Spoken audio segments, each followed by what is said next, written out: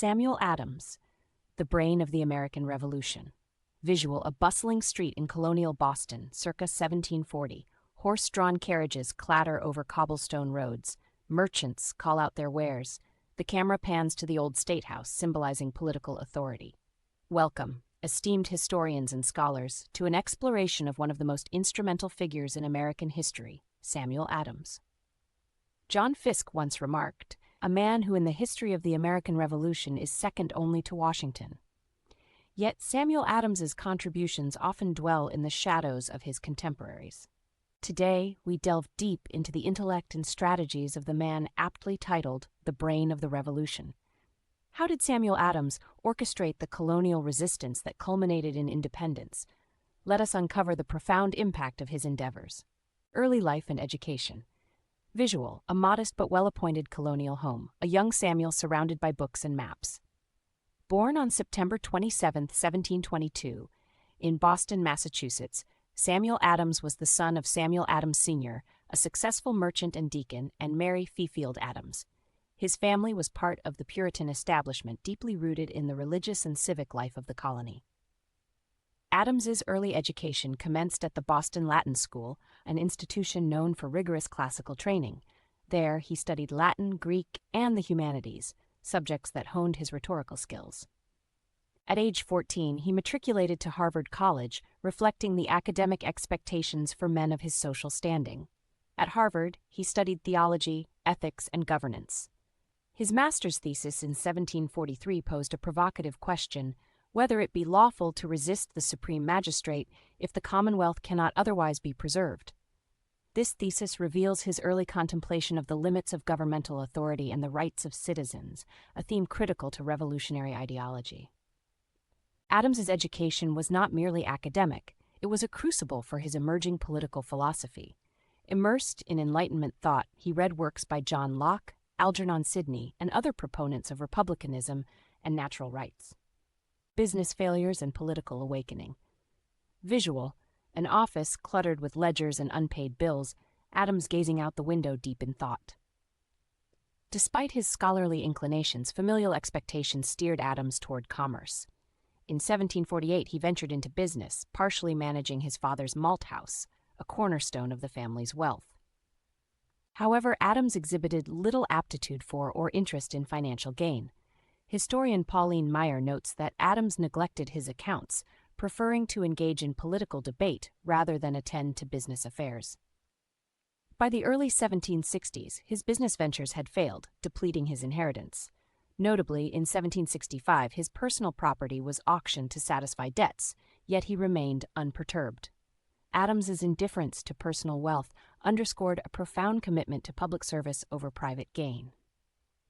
This period of financial decline coincided with increasing imperial pressures on the colonies. The Sugar Act of 1764 and the Stamp Act of 1765 imposed burdensome taxes that threatened colonial economic autonomy. Adams perceived these acts not merely as fiscal measures, but as assaults on constitutional rights. Political awakening. Financial hardship may have sharpened his sensitivities to the economic injustices faced by colonists. He pivoted fully toward politics, securing a position as tax collector for Boston in 1756, a role that placed him at the nexus of local governance and colonial resistance. Early political activism. Visual: a crowded town meeting hall, Adams standing resolutely as he addresses the assembly. In 1764, Adams emerged as a key voice against the proposed Stamp Act. On May 24th, at a Boston town meeting, he drafted the instructions of the town of Boston to their representatives, articulating a robust argument against taxation without representation. He asserted, "For if our trade may be taxed, why not our lands? Why not the produce of our lands? And in short, everything we possess or make use of." Adams's writings emphasized that the Stamp Act violated the British Constitution and the natural rights of the colonists.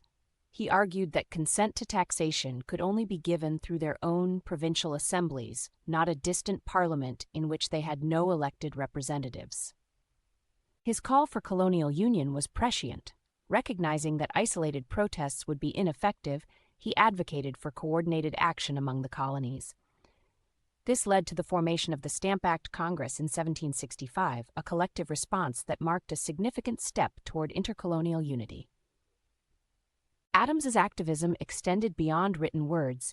He was instrumental in forming the Sons of Liberty, a secret organization that galvanized public opposition. Through petitions, pamphlets, and public demonstrations, he helped transform widespread discontent into organized resistance. Advocacy for independence. Visual Adams writing by candlelight, letters being dispatched to other colonies. The passage of the Townshend Acts in 1767 reignited colonial opposition.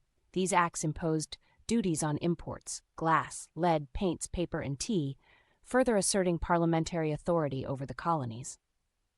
In February 1768, Adams drafted the Massachusetts Circular Letter, which the Massachusetts House of Representatives approved and dispatched to other colonial assemblies. In it, he denounced the Townshend Acts as unconstitutional and called for collective legal and peaceful resistance. Adams wrote, "It is evident that the acts made their imposing duties on the people of this province with the sole and express purpose of raising a revenue are infringements of their natural and constitutional rights." This letter was met with alarm by British officials. Lord Hillsborough, Secretary of State for the Colonies, demanded that the letter be rescinded. Instead, under Adams's influence, the Assembly voted 92 to 17 against rescission, an act of defiance that echoed throughout the colonies. Independence. Adams's insistence on independence grew out of these confrontations. He recognized that the pattern of British encroachments left little room for reconciliation without sacrificing essential liberties. His political philosophy matured into a conviction that self-governance was not only desirable, but necessary. He continued to nurture networks among colonial leaders, fostering a shared identity and purpose. His use of the press to disseminate ideas was strategic, engaging both the intellectual elite and the broader populace. Adams skillfully employed rhetoric to frame the struggle as one between tyranny and liberty. The Boston Massacre. Visual nightfall on King Street, tensions escalating between soldiers and citizens. The arrival of British troops in October 1768 escalated tensions. Approximately 2,000 soldiers occupied a town of 16,000 residents, a ratio that underscored the oppressive atmosphere. On March 5, 1770, a confrontation between Private Hugh White and a group of colonists escalated. As the crowd grew, taunting and throwing objects, Captain Thomas Preston and additional soldiers arrived. Amid confusion, someone shouted, "Fire!"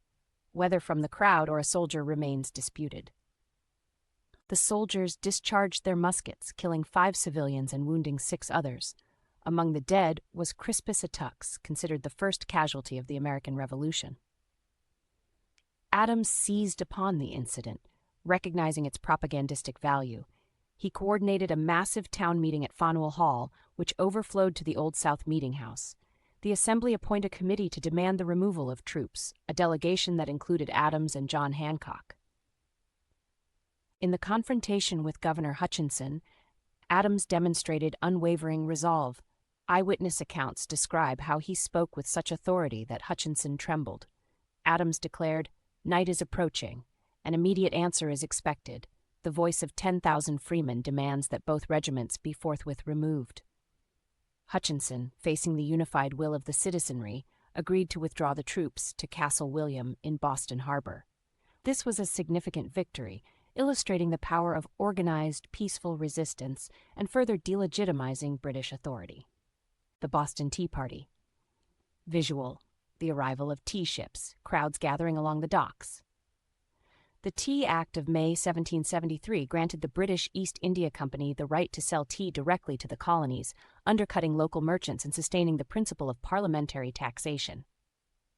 Boston became the focal point of resistance. Governor Hutchinson insisted on enforcing the law, while Adams and the Sons of Liberty were determined to prevent the unloading of taxed tea. On November 28th, the Dartmouth arrived, followed by the Eleanor and the Beaver. Legally, the ships could not leave without unloading their cargo within 20 days, after which customs officials could seize the goods. Throughout early December, mass meetings were held at the Old South Meeting House, drawing thousands, a testament to Adams's organizational prowess. On December 16th, the final legal opportunity to resolve the impasse expired. Adams, addressing the assembly, signaled the next course of action with the phrase, "This meeting can do nothing more to save the country." That evening, a group of approximately 116 men, organized into 3 companies and some disguised as Mohawks, boarded the ships. Over 3 hours, they destroyed 92,000 pounds of tea, an act of economic sabotage worth around £9,659 at the time, a staggering sum equivalent to over $1.7 million today. The deliberate and disciplined nature of the Boston Tea Party was remarkable. Participants avoided personal injury and property damage beyond the tea. This act was not mere vandalism, but a calculated political statement against imperial overreach. Adams later reflected, "There is a dignity, a majesty, a sublimity in this last effort of the patriots that I greatly admire." The event provoked the British government to enact the Coercive Acts in 1774, intended to punish Massachusetts, but ultimately galvanizing colonial unity. Legacy of Samuel Adams. Visual, Continental Congress sessions, drafting documents, Adams in animated discussions with other leaders.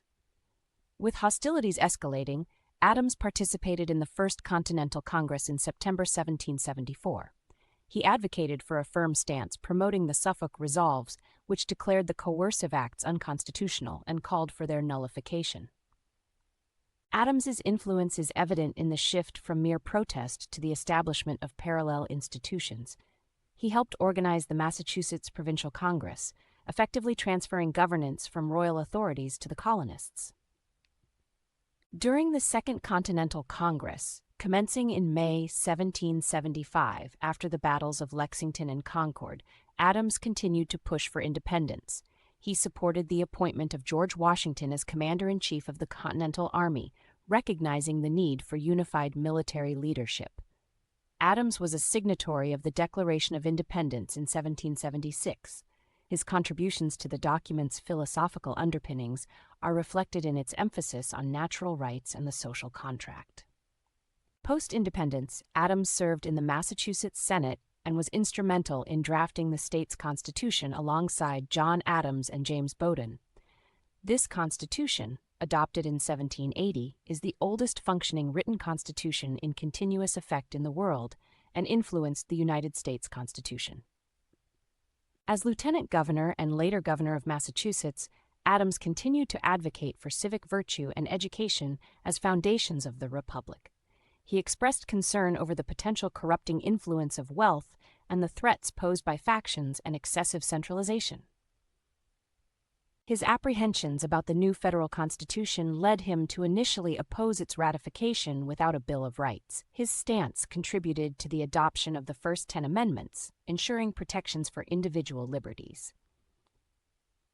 Adams's legacy lies not only in his revolutionary activities, but in his unwavering commitment to Republican principles. He understood that the success of the American experiment depended on an engaged and virtuous citizenry, a challenge that remains pertinent. In tracing the life of Samuel Adams, we uncover a figure of profound intellect and steadfast conviction. His strategic acumen and eloquent advocacy were instrumental in mobilizing colonial resistance and articulating the ideological foundations of independence. As the brain of the Revolution, Adams exemplified the impact that dedicated individuals can have on shaping the course of history. His emphasis on unity, constitutional rights, and moral integrity set a standard for civic leadership. Adams's insights into governance, the dangers of tyranny, and the importance of vigilance in preserving liberty continue to resonate. His contributions remind us that the rights and freedoms enjoyed today were hard-won through perseverance and enlightened thought.